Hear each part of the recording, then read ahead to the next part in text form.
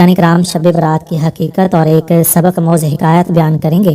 بہت عرصہ پہلے کی بات ہے کہ کسی گاؤں میں ایک نیک دل اور عبادت گزار شخص رہا کرتا تھا جس کا نام رحمت تھا۔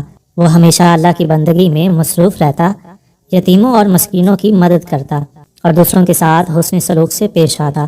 لوگ اس کی نیکیوں کی وجہ سے اسے بہت پسند کرتے تھے، لیکن اسی گاؤں میں ایک اور شخص رہتا تھا جس کا نام کمال تھا۔ وہ غرور و تکبر میں مبتلا تھا اور دوسروں کو حقیر سمجھتا تھا۔ ایک دن جیسے جیسے شعبان کا مہینہ اختتام کی طرف بڑھا، گاؤں میں شب برات کی آمد کا چرچا ہونے لگا۔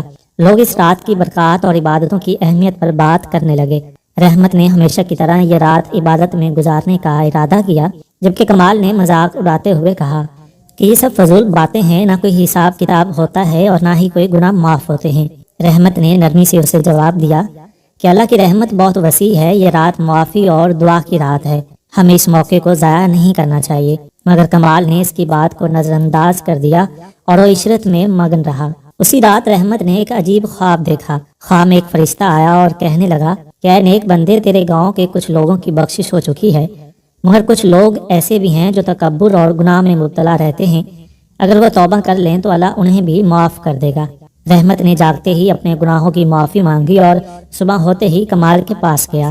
رحمت نے کمال سے کہا، اے بھائی، میں نے ایک خواب دیکھا ہے، اللہ کی رحمت بہت وسیع ہے، تم بھی توبہ کر لو تاکہ تمہاری مغفرت ہو جائے۔ مگر کمال ہنسا اور بولا، یہ سب تمہاری سوچ ہے، میں ایسے خوابوں پر یقین نہیں رکھتا۔